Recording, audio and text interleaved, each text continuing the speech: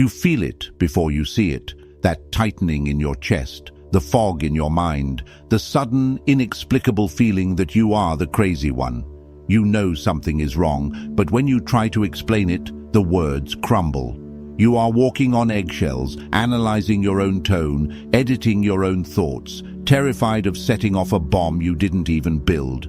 This is not a relationship. This is a hostage situation. You are dealing with a manipulator, a psychological predator who feeds on your confusion and feasts on your need for approval. They don't use guns or knives. They use guilt, silence, and your own empathy against you. They pull strings you didn't even know were attached to your spine. But what if I told you that the power they hold over you is an illusion? That their control is fragile, built on a specific set of psychological tricks that once seen can never be unseen. Machiavelli, the father of dark strategy, knew that power is not about force. It is about perception. And right now, they perceive you as prey. By the end of this video, that changes. You will not just learn how to survive them. You will learn how to dismantle them. You will learn how to reverse the dynamic so completely that they will be the ones left wondering if they are losing their minds. But be warned, the methods we are about to discuss are not polite. They are not nice. They are effective. Are you ready to cut the strings? Most people think the way to defeat a manipulator is to expose them, to scream the truth, to argue with logic, to prove with facts and dates and screenshots that they are lying. This is your first mistake. You cannot defeat a master of distortion with logic. It's like trying to fight a ghost with a hammer. You swing, you miss, you exhaust yourself, and the ghost remains, mocking you. The manipulator wants you to argue. They want you to defend yourself. Because as long as you are defending, they are judging. As long as you are explaining, they are the authority. To outsmart them, you must stop playing their game entirely. You must step off the chessboard. You must become something they cannot comprehend, cannot predict, and cannot control. We are going to explore 7 ruthless lessons drawn from the darkest corners of psychology and the sharpest edges of Machiavellian philosophy. These are not tips. These are shifts in your fundamental state of being. Understand this. A manipulator operates on a simple economic model. They invest small amounts of pressure to get a large return of emotional reaction. They poke, you explode. They withdraw, you chase. They accuse, you apologize. It is a machine. We are going to break the gears. But before we begin, you have to make a choice. The strategies I am about to give you require you to kill a part of yourself. You have to kill the good person who wants everyone to get along. You have to kill the need to be understood. You have to kill the fear of being the villain in their story. Because to a manipulator, the moment you stop obeying, you become the villain anyway. So you might as well be a formidable one. Let's enter the labyrinth. Number 1. The Grey Rock. The first lesson is the art of becoming uninteresting. Machiavelli wrote that to deceive an enemy, one must sometimes play the role of the fool. Not the idiot, but the non-threat. The manipulator thrives on drama. They are addicted to emotional voltage. Whether you are screaming in rage or crying in despair, it doesn't matter to them. It is all fuel. It is all supply. When you react, you are telling them, you matter. You have power over me. You can change my internal state. So, how do you starve a vampire? You remove the blood. This is called the Grey Rock method, but we will go deeper. It is not just about being boring, it is about becoming a void. When they try to provoke you, when they throw an insult designed to pierce your deepest insecurity, you do not fight back. You do not get angry. You give them nothing. I can't believe you're so selfish, they say. Okay, you reply. Flat, monotone, devoid of soul. You're going to regret this, they threaten. I understand you feel that way, you say.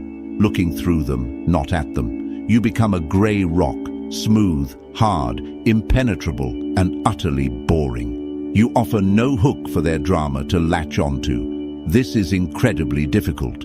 Your ego will scream. Your sense of justice will demand that you set the record straight. You will want to say, "I'm not selfish. You are the one who spent our savings." But you must swallow that truth, because the truth is a weapon they will twist. When you refuse to provide emotional fuel, a strange thing happens. The manipulator gets confused, then they get bored, then they get scared. Because a person who cannot be provoked is a person who cannot be controlled. Think of the ancient Stoics. Marcus Aurelius said, "Choose not to be harmed, and you haven't been harmed." This isn't just philosophy, it is tactical warfare. When you decouple your emotional state from their words, you break the feedback loop. They push the button. Nothing happens. They push it harder. Still nothing. Eventually they stop pushing. Not because they have become better people, but because the machine is broken. You are not ignoring them. Ignoring is an active action that shows you are bothered. You are simply observing them, like a scientist watching a bacteria in a petri dish. You don't get angry at the bacteria for being toxic. That is its nature. You just don't let it infect you. Become the rock. Let their waves crash against you and turn into foam. You remain. Number 2, the mirror of emptiness. Now that you have stopped reacting, you must learn to reflect. Manipulators are often narcissists. They are obsessed with themselves, but they have no true self. They are empty shells looking for someone else to carry their shame, their anger, and their insecurity. They project. They accuse you of the very things they are guilty of. If they are lying, they call you a liar. If they are cheating, they become paranoid about your loyalty. The genius way to handle this is the mirror. But this is not the mirroring you learn in sales training where you copy body language to build rapport. This is dark mirroring. This is showing them the monstrosity of their own behavior without adding any of your own interpretation. When they launch an accusation, you do not defend. You simply reflect it back. They say, "You never listen to me. You're always thinking about yourself." Instead of listing all the times you listened, you say, "It seems you feel unheard." Notice what you did there. You didn't accept the blame. You didn't fight the claim. You held up a mirror to their emotion. "It seems you feel," you are essentially saying, "I see your tantrum. I am not participating in it." This forces them to confront their own words. They want a fight. You give them a reflection. It is maddening for them. They will try to escalate. They will try to drag you into the mud. Stop trying to sound like a therapist. You're just being condescending. Your response? "I can see you are very upset right now. You are the glass. Glass has no opinion. Glass has no anger. Glass just shows you what is in front of it." Machiavelli advised that a prince should be a great simulator and dissimulator. To outsmart the manipulator, you must hide your true thoughts behind this reflective surface.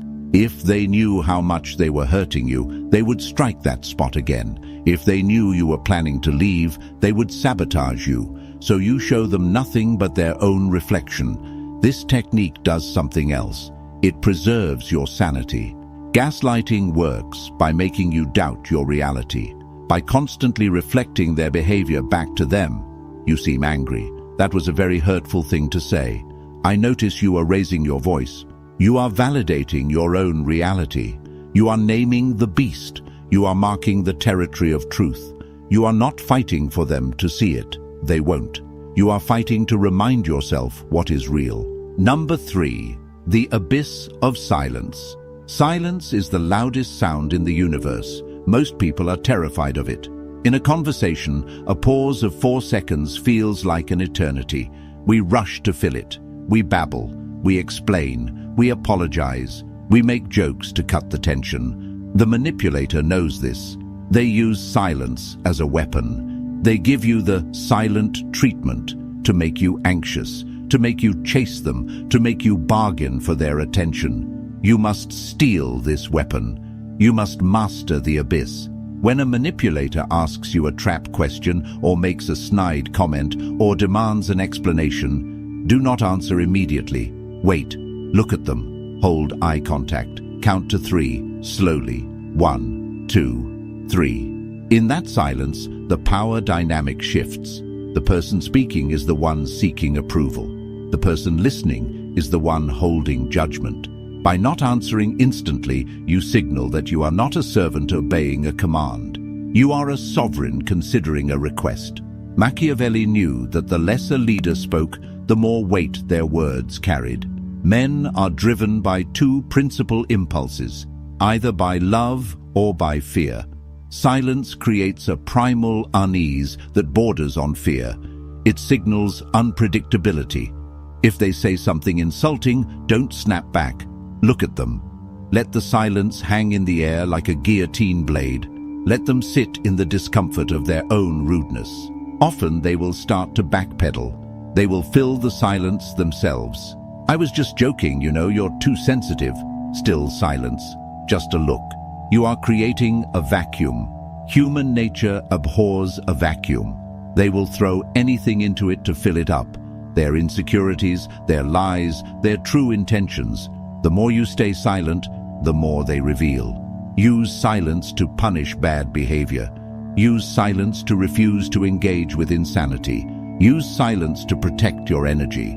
You don't need to have the last word. You just need to remove your voice from their script. When you stop reading the lines they wrote for you, the play falls apart. Number 4, withdrawal of supply. We spoke of the grey rock, which is defensive. Now let's talk about the offensive withdrawal, the ghost. Manipulators are addicts. Their drug is attention, positive or negative. They need to be the center of your world. They need to know that they can summon you, that if they text, you reply. If they cry, you comfort. If they yell, you cower. To outsmart them, you must become scarce. This is based on the economic law of supply and demand. When you are always available, your value drops to zero. When you are rare, your value skyrockets. You must slowly, systematically withdraw your presence. Stop answering the phone on the first ring. Wait hours, then reply with few words. Stop sharing your day, your dreams, your fears. Information is ammunition to them. Keep your counsel. Stop asking for their opinion. This is not just about playing hard to get. This is about reclaiming your sovereignty. You are training them that access to you is a privilege, not a right. And privileges can be revoked. When you withdraw, they will panic. This is called the extinction burst. Like a toddler throwing a tantrum when the candy is taken away, they will escalate. They will love bomb you, suddenly becoming the sweetest, most attentive person in the world. They will buy gifts. They will say all the things you've waited years to hear. Do not be fooled. This is a tactical maneuver. Machiavelli warned, a prudent ruler ought not to keep faith when by so doing it would be against his interest, and when the reasons which made him bind himself no longer exist. The reasons to trust them no longer exist. Their kindness is a hook. If you bite, the cycle restarts. You must remain withdrawn. Enjoy the kindness if you must, but observe it from a distance. Like watching a firework. Pretty, but you wouldn't hold it in your hand. By withdrawing your validation, you force them to seek supply elsewhere, and eventually they will discard you. This sounds painful, but it is your freedom. Let them leave. Let them find a new victim. You have a kingdom to rebuild. Number 5, the fog. Certainty is the enemy of strategy. If your enemy knows exactly where you stand, they can flank you. If they know exactly what you want, they can withhold it. Manipulators study you. They know your triggers. They know that if they mention your mother, you get sad. If they mention your weight, you get defensive. They have a map of your psyche. You must erase the map. You must create the fog. Be ambiguous. Be unpredictable. When they expect you to say yes, say, I'll have to think about it. When they expect you to be home at 6, arrive at 7 or 5. When they ask, what are you thinking? Say, oh, just wondering. Never give them the full picture. Machiavelli said, everyone sees what you appear to be. Few experience what you really are. Keep your goals hidden. If you are planning to leave them, act as normal as possible. If you are applying for a new job, do not tell them until the contract is signed. If you are starting a new hobby, do it in secret first. Why? Because manipulators are dream killers. If they see you building something for yourself, confidence, a career, a support network, they will try to destroy it. They will mock it. You really think you can do that? Or they will sabotage it. I need you to stay home tonight. I'm sick. By the time they realize you have changed, it should be too late for them to stop it. Ambiguity also shifts the power because it makes them work for information. They have to guess your mood. They have to guess your plans. This makes them anxious. An anxious manipulator is a sloppy manipulator. They make mistakes. They slip up. They reveal their lies because they can't keep track of which version of reality you are subscribing to. Live in the fog. Keep your cards against your chest. The less they know, the less they can destroy. Number 6. The Fortress of No. The word no is a complete sentence. Manipulators rely on your agreeableness. They rely on social contract. They know that it is rude to say no without an excuse, so they corner you. Can you do this favor for me? Because if you don't, I'll be in so much trouble. If you say no because I'm busy, they will say, oh, it will only take 5 minutes. If you say no because I'm tired, they will say, you're always tired, you're so lazy. Every excuse you give is a negotiation point. It is a door you have left cracked open and they will kick it in. To outsmart them, you must build the fortress of no. You say, no. Why not? Because I am not going to do that. But why? Because I said no. You do not offer a reason. You do not offer an apology. You do not offer a compromise. This is aggressive. This feels wrong. We are taught to be polite. But remember, you are not dealing with a polite person. You are dealing with a conqueror. You do not negotiate with a conqueror. You put up a wall. Machiavelli advised that it is better to be feared than loved if you cannot be both. When you deliver a hard no without explanation, you garner a specific kind of respect. It is the respect given to a boundary that cannot be moved. They will test it. They will get angry. They will call you selfish, cold, ungrateful. Let them. These are just words. They are throwing stones at a stone wall. The wall does not care. Once they realize that your no is final, they will stop asking. They will look for softer targets. This lesson applies to your own mind as well. You must learn to say no to your own guilt. Guilt is the manipulator's planted spy inside your head. When you set a boundary, the spy whispers, "You're being mean." Tell that spy no as well. You are not being mean.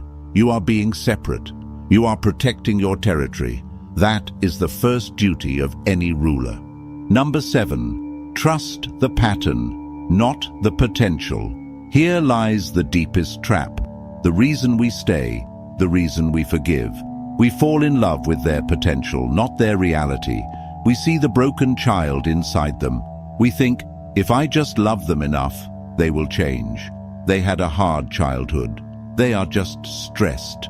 We ignore the pattern of abuse because we are fixated on the potential for redemption. To outsmart a manipulator, you must become a cold, clinical observer of patterns. Machiavelli did not deal in what should be. He dealt in what is. Look at the data. Have they changed in the last year? No. Do they apologize and then do the exact same thing a week later? Yes. Do they only treat you well when they want something?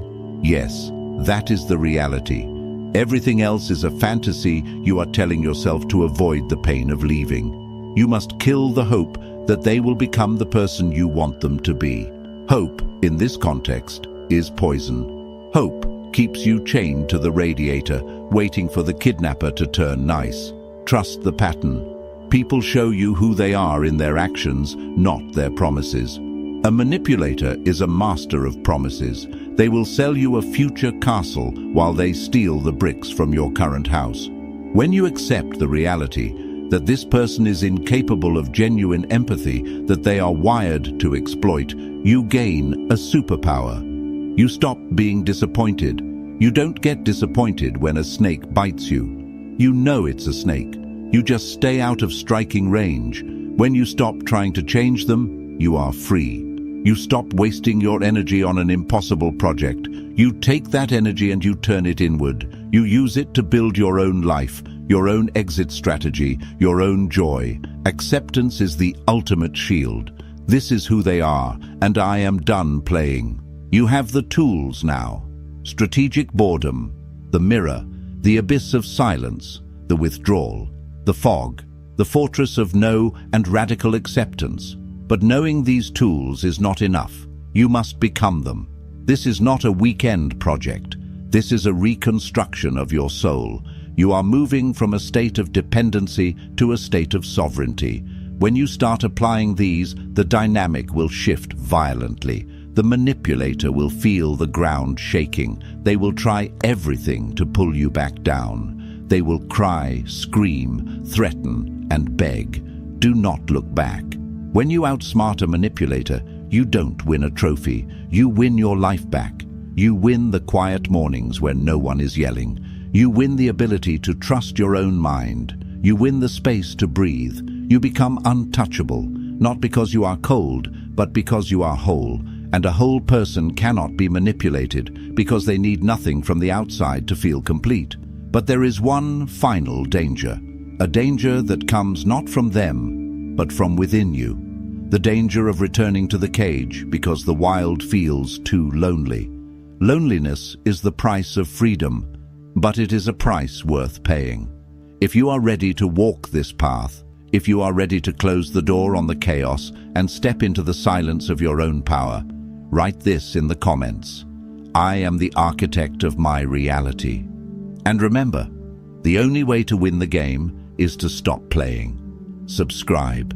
We are just getting started.